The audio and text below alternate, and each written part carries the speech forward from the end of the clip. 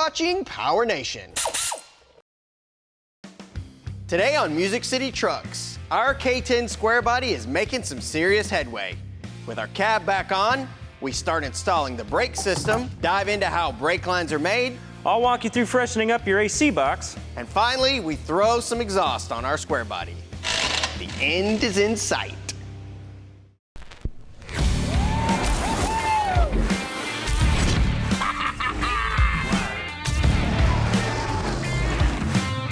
This has got to be the most iconic design.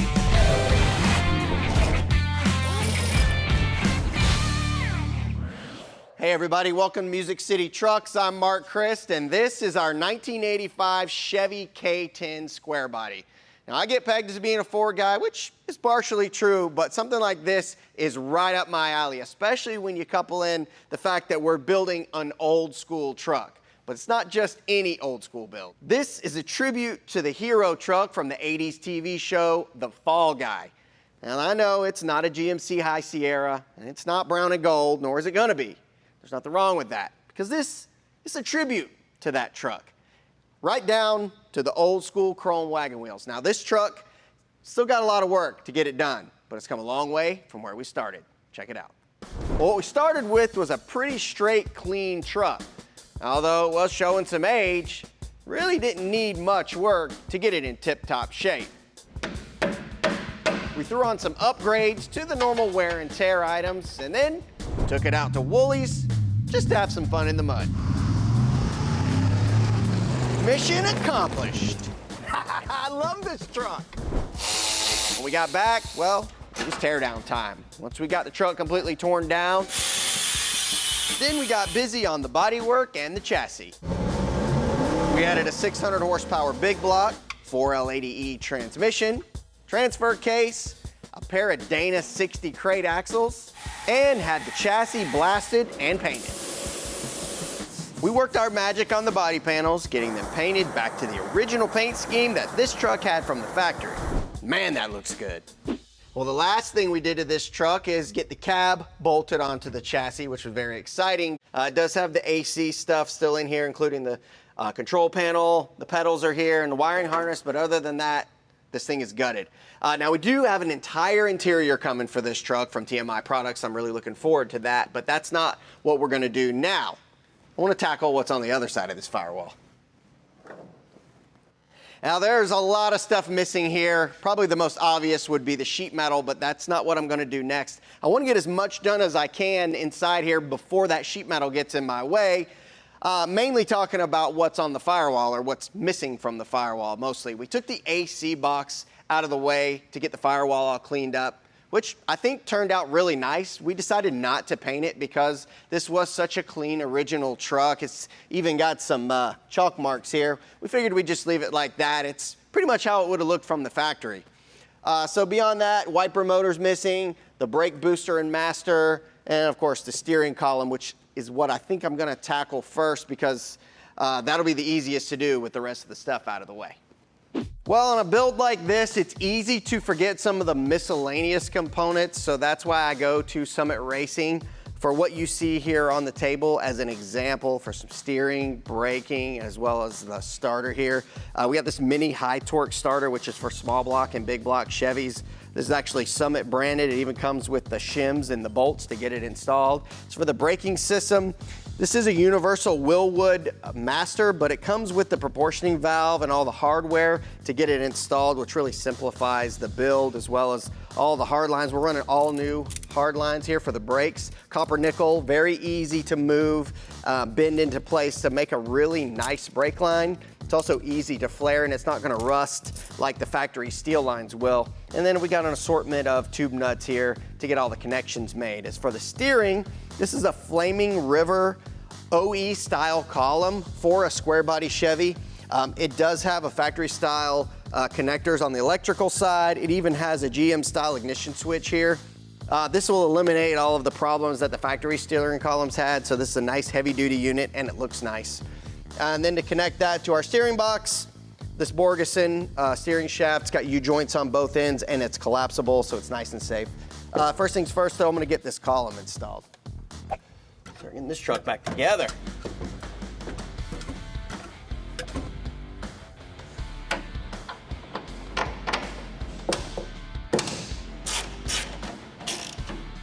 All right, well, now it's time for the steering shaft. This is the one that we got from Summit. Now it's long on purpose because it's trimmed to fit. We just need to get the U-joint installed onto the steering box, which we already got on there. And then we'll mark it on this end, make one cut, get it installed. I always try to get the shaft flush with the inside of the sleeve here, inside the joint, but not too deep because it'll bind up. Maximum engagement, no binding. So what I'm gonna do is I'm gonna measure just on this edge where I like that shaft to be all the way to the end of the steering column shaft, which is 18 1/4. Get that fully extended.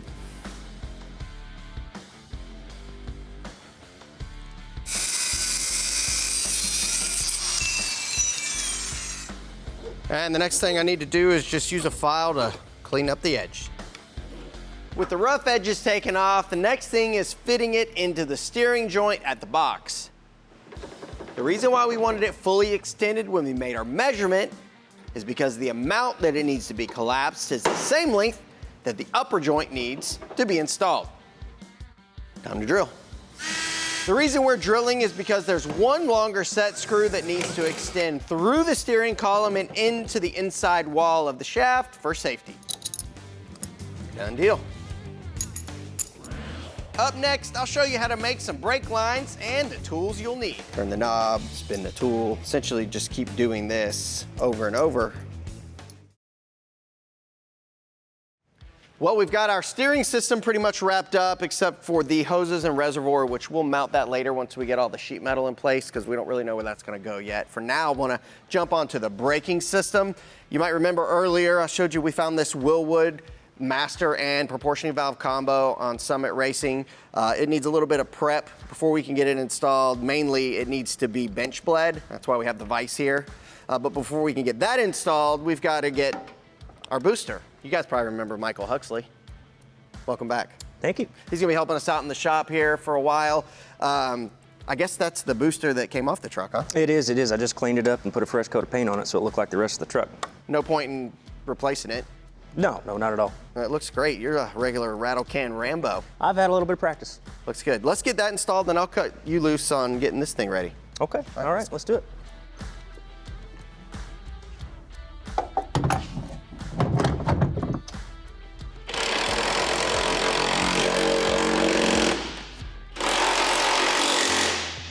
All right, while he finishes up there, I'm gonna go ahead and prep our master cylinder to be bench bled.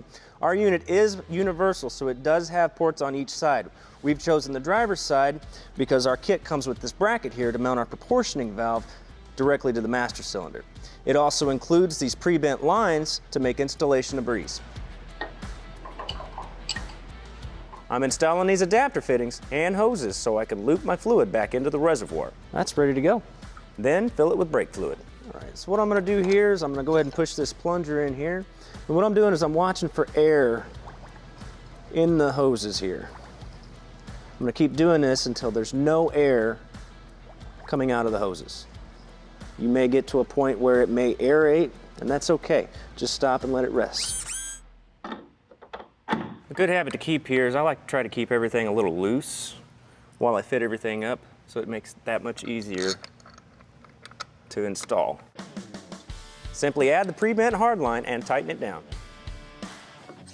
All right, now that we've got the master cylinder and proportioning valve installed, all we have to do is connect the dots to our 4 wheels with our brake hardlines, which I mentioned earlier that we got this copper nickel stuff from Summit Racing. We're gonna start by sending the coiled tubing through the roller tool. That straightens the tubing out to make it easier to work with. To use this tubing cutter, I'm just gonna tighten the knob and turn it, and tighten and turn again until it breaks off. After it's cut, I just file it down a bit to get rid of any burrs. And that'll do it. Well, the next thing we need to do now that we have our cut nice and clean is to move on to our tubing nuts. We've got an assortment of nuts, but what we're using is a 3/8 by 24. This is very important. The tube nut has to go on the tube before we make the flare because if we don't put the tube nut on first, it's never going to go on the tube. So it's very important to do that. We have to have a special tool to do the flaring, which is what this is right here. This is a hydraulic flaring tool, which is a little more heavy duty than the kind that you normally use with the hand crank. What's nice about this is it comes with all of the pieces that you need to do, all the way from 3/16 up to 3/8. If you want to do fuel line or something like this, this will work for that. We need to use this die to hold the tubing to the end of the tool. You want the end of the tube to be sticking through the die the same amount that the diameter of the tube is. We'll tighten the clamp, insert the inverted flare tool, tighten the valve, and clamp it down until it stops. Then we can replace it with the cone and bottom that out. And there's your flared end. Well, now all we need to do is bend the tubing, and I want to start with about a 90-degree bend. That's really close to the end here. And I'll bend it around this die. It's super easy with this copper nickel. That looks good. Now we're gonna make a coil in the brake line by taking a piece of round tubing. This is what I like about this. This copper nickel tubing is very compliant. The more compliant it is, the less likely it is to kink. And wrapping the brake line around it 3 or 4 times. We'll do 4 full. It's probably a little overboard, but it'll look nice. All right, well, got the end made here. And if you're wondering why I put the coils in there, the reason is because this is like a shock absorber between the chassis and the body, because the master's mounted to the body and this end is mounted hard to the chassis. If you don't have that shock absorber in there, it'll put stress on the brake line and eventually crack it. Plus it looks cool. And it also makes it easier to install with that in there because you can move it rather than having a hard line that's right there. You can move it around a little bit. I'll snug those down later. Another thing too, I'm gonna be using these little line clamps that we got from Earl's. What's nice about these is, like I mentioned, you don't wanna put too much stress on the brake lines. This will clamp to the hard line and then attach to the chassis, and that'll keep that line from moving around too much. So I just need to get that installed, and then I can get the other 3 lines done and we'll have us a brake system. Coming up next, I'm gonna take this thing the rest of the way apart and clean the box up. We'll make our AC evaporator case look shining and new. Well, that works pretty good. Well, we've got our brakes most of the way set up, so now what I'm gonna do is turn our attention to the other side of the truck. Now, some of you might know that this is a really hard spot to get to with the fender and the fender well block and these bottom bolts. So while it's off the truck, I'm gonna go ahead and look at our AC box here. A couple things I wanna look at are the evaporator core and the blower motor, just to make sure they're in a good working condition. After that, I'm gonna go ahead and clean it up and make it look good as new. Let's go ahead and take this thing apart. Well, these bolts are long-winded. All right, at first glance, this thing looks pretty good. Now let's look at the rest of it here. What I'm looking at is trying to find any kind of signs of oil leaks or damage to the evaporator core, and this thing looks all right. Notice that this says 85 right here, so I'm willing to bet that this is actually an OEM evaporator core. I'm gonna go ahead and call this good though. Let's go ahead and check out the blower motor. Now just by looking at it, everything seems to be okay. The fins are not broken and it does spin free. Here's a tip to easily check to see if the fan still works. Just connect the wires to a battery.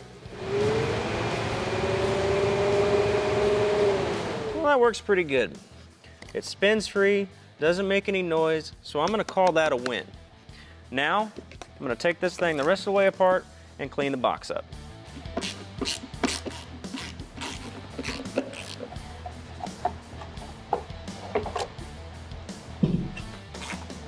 I took out the blower motor resistor because I wanted to protect it from any damage that might occur. And this looks really good for something that's been probably on the truck for all its life. All right, now that I've got the mud cleaned off of it, I'm gonna go ahead and get this thing ready for some clear. I started with a red scuffing pad, making sure that I get a good rough surface. Skipping this step will result in your clear not sticking to your project. This might seem like a tedious process, but when you're finished with it, it'll look a lot better in the long run.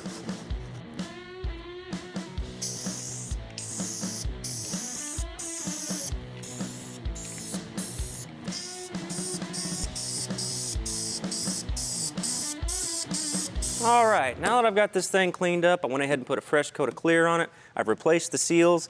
I even got a fresh coat of paint on the blower motor here to make sure that it matches the rest of the truck. So what I'm gonna do now is bolt it on.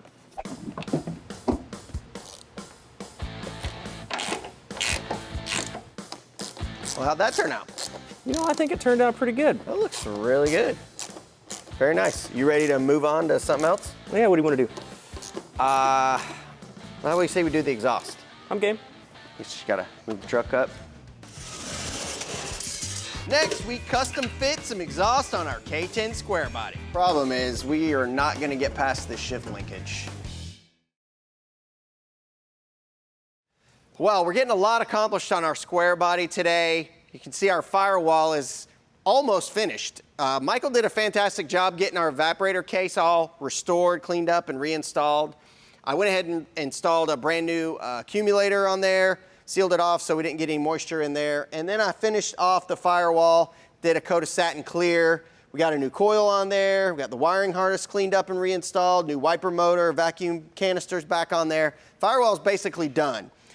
Brake lines are all done. You might notice our valve covers are different. We swapped out the ones that were on this engine. There was nothing wrong with them, but we just thought these looked cooler. These are billet specialties that we found on Summit Racing. I think it really fits the build a little better. And you might notice also that our headers aren't installed, and they were earlier because we ran into a problem. Let me show you what we've got here. Now, these headers that we had, there's absolutely nothing wrong with these hookers. They're a direct fit for a big block and a square body, and I was really excited about using these, but there was one problem. Being that square bodies would have all had the diff on the passenger side, you might notice the passenger side header is more compact top to bottom to make room for that drive shaft to go through there. Since we went with these Crate Dana 60s that have the diff on the driver's side, well, it was a little too close for comfort here with the primary tubes. The drive shaft probably wasn't gonna hit ever, but with the suspension travel and everything, I didn't want to take any chances. So the solution is going to be these shorty headers right here that we found on Summit Racing. These are pretty close to our long tubes. They're the same size primary, 1 7/8. They are a 3-inch collector, which is also the same, and they're ceramic coated, and they look really nice. The only difference, which is the drawback, is that they're shorties, they're not long tubes, so they're not going to allow that engine to make as much power as it really could. Within like 10 or 15 horsepower max. But being this truck is what it is, we're not going to do any racing with it. It's not trying to set any records, so these headers are going to be just fine. So I'm going to go ahead and get these installed, and we'll move on to the rest of the exhaust.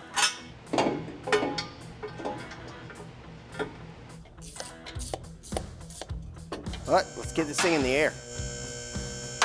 Well, we've got those shorty headers in place, and it's time to move on to the rest of the exhaust. You can see we've got this true dual 3-inch stainless steel mandrel bent kit by Stainless Works that we found on Summit Racing. The only problem is we might run into an issue on the driver's side like we did with the headers, but we've got the solution for that. We've got a bunch of stainless 3-inch mandrel bent stuff from old projects laying around here. Of course, we've got a bunch of 90s.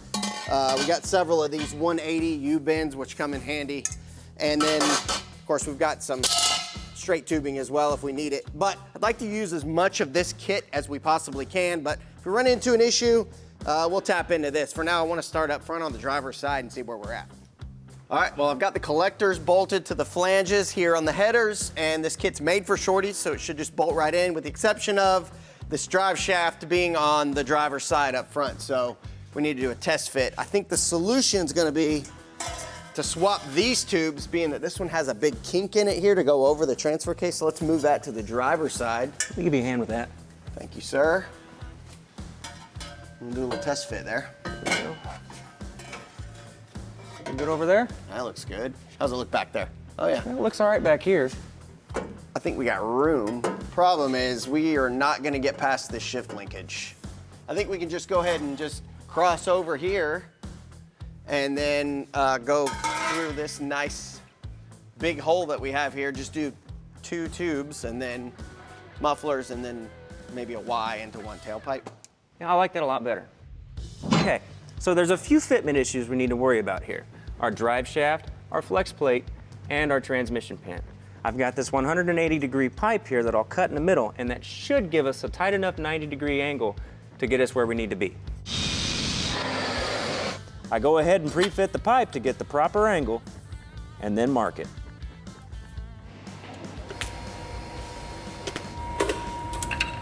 All right, we just need to go from there to there.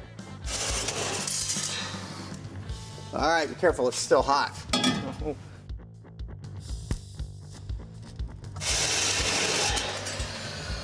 All right, so what we've got here is this mid pipe that we had laying around the shop that I think is gonna work perfectly. We went ahead and cut those pipes off same length and made some grooves in there so they'll slide over the ends of this. Passenger side's all the way in. We just got to get the driver's side now. Oh, really? I need to get a hammer. Wow, look at that. All right, well, I don't want to put this on yet until we get the bed on here because we don't know where this is going to end up. Yeah, that and makes we'll sense. Get a hanger on there too. Okay. So I say we call that good. Now, the next time you see this truck, we're hopefully going to get all of the sheet metal on, maybe assemble the cab. What else? I think I want to hear it run. It's a good idea. See y'all next time.